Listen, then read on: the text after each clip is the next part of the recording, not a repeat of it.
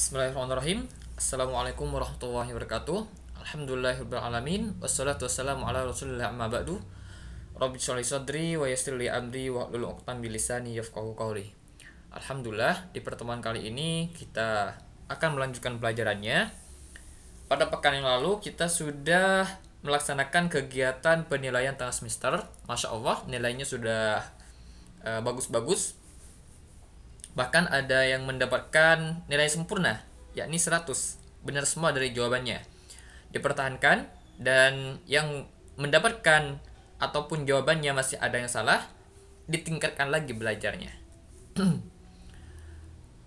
Sebelum kita melaksanakan PTS, kita sudah belajar tentang Khulafaur Rasyidin. Bagaimana pengertiannya, siapa saja yang menjadi Khulafaur Rasyidin. Ini masih di pelajaran yang ke-12.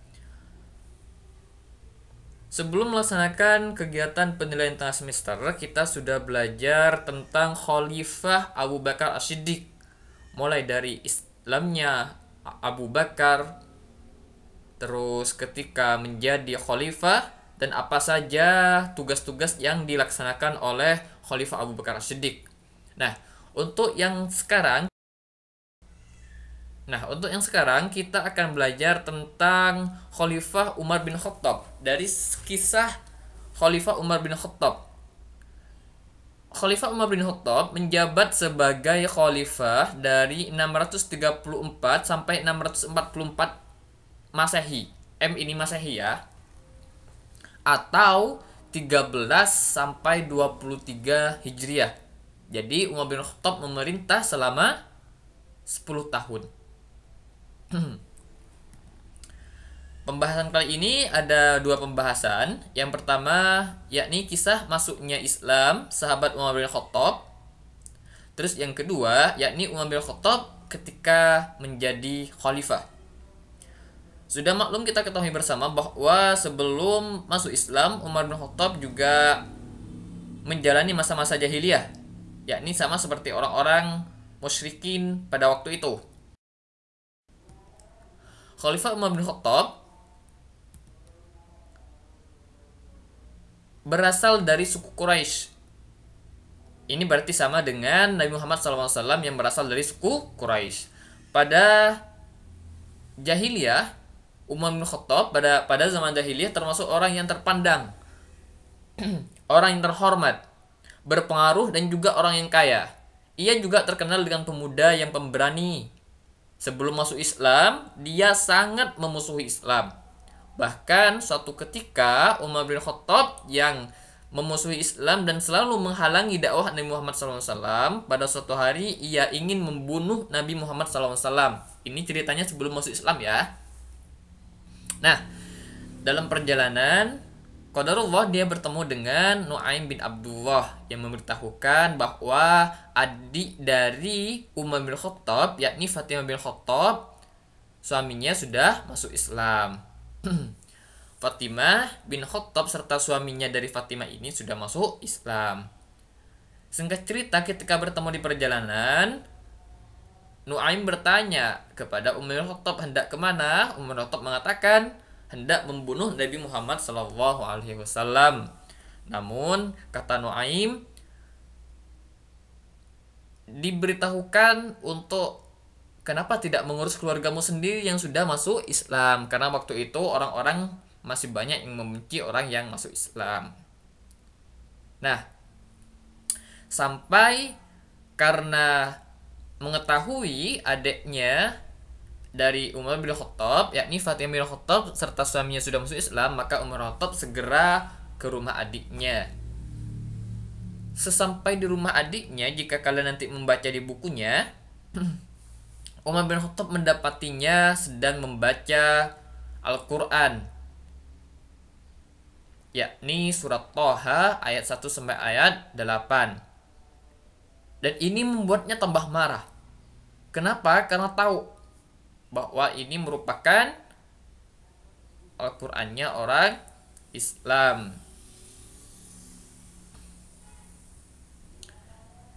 Bahkan sempat terjadi keributan di sana. Bahkan Fatimah sempat dipukul oleh Umar bin Khattab. Dalam kisah cerita yang lain, Umar bin Khattab meminta kepada Fatimah supaya diserahkan apa yang dipegangnya. Maka Fatimah mengatakan, kamu tidak berhak memegang ini karena kamu adalah orang yang tidak suci, maksudnya belum masuk Islam. Nah, karena itu Umar bin Khattab lebih penasaran lagi apa yang dibaca oleh Fatimah. Umar bin Khattab ini orang yang cerdas, orang yang sudah bisa baca tulis, orang bisa membaca. Oleh karena itu dia itu meminta mushaf yang masih belum utuh semuanya, yang dibaca oleh Fatimah, maka dia itu baca sendiri dan merenunginya. Alhasil apa? Dia itu menyadari betapa indahnya Al-Quran itu.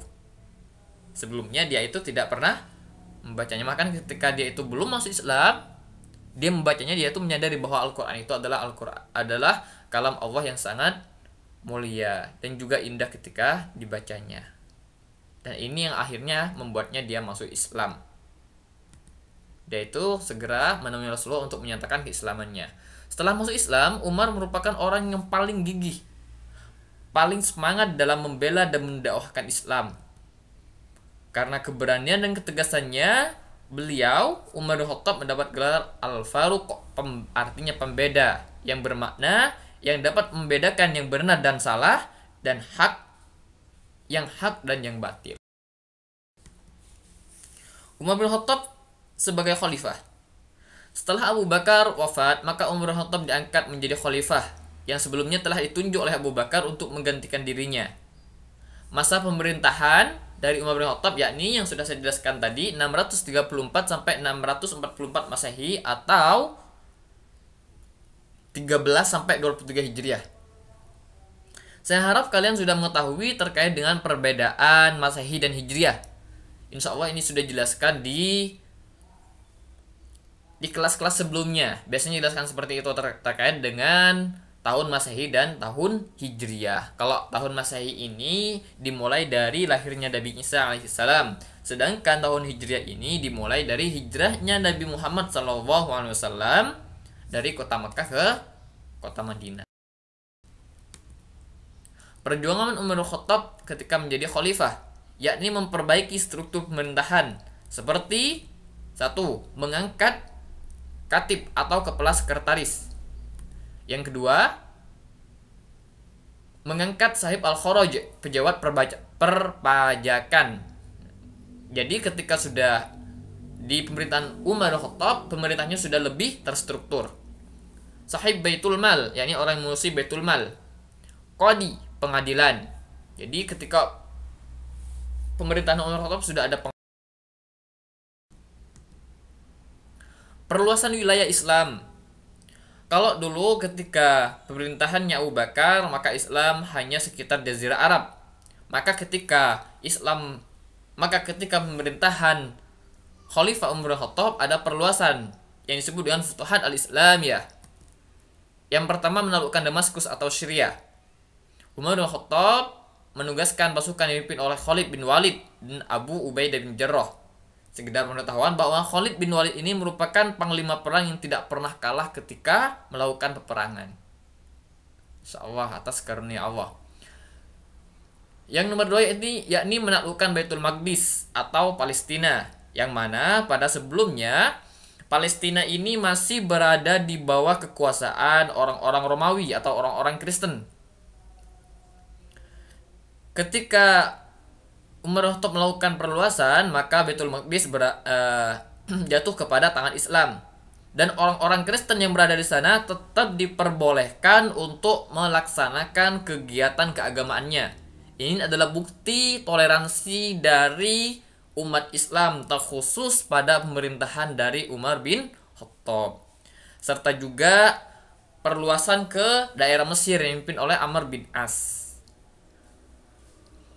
Kalau kalian mengetahui bahwa di Palestina, di Baitul Maqdis sendiri, ini merupakan kawasan yang disucikan oleh 3 agama umat Islam, yang dimuliakan oleh 3 agama.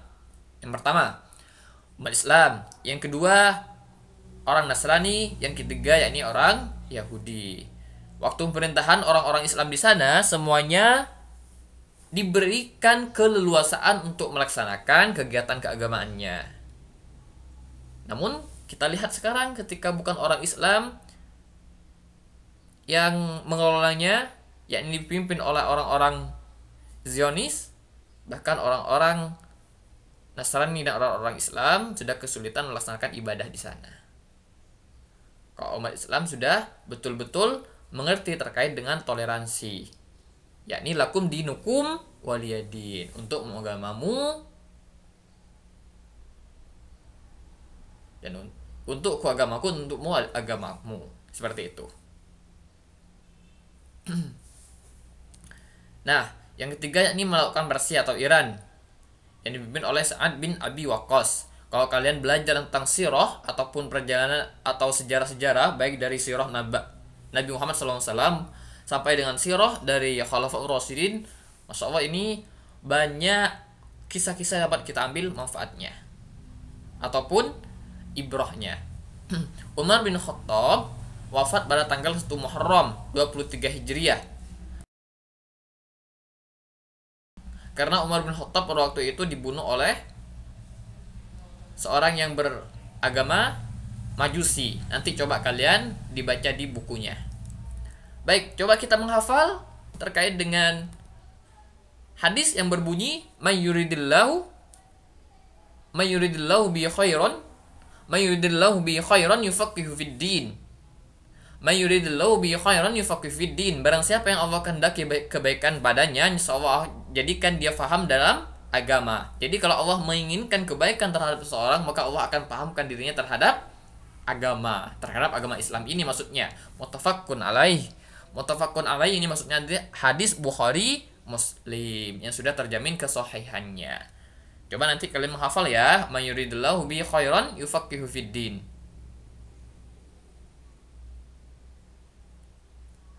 Hafalkan dan artinya supaya ini menjadikan penyemangat bagi kita untuk selalu belajar ilmu agama. Man yuridillahu khairan yufaqihu fid din. Barang siapa yang Allah kehendaki kebaikannya, insyaallah akan jadikan dia faham dalam agama. Muttafaqun alaih. Sekian dari Ustaz, semoga bermanfaat dan semoga kalian bisa memahaminya juga dan mengamalkannya. Subhanakallahumma bihamdika, asyhadu an la ilaha illa anta, astaghfiruka wa atubu ilaik. Nanti dihafal dan disetorkan melalui voice note. Terima kasih. Assalamualaikum warahmatullahi wabarakatuh.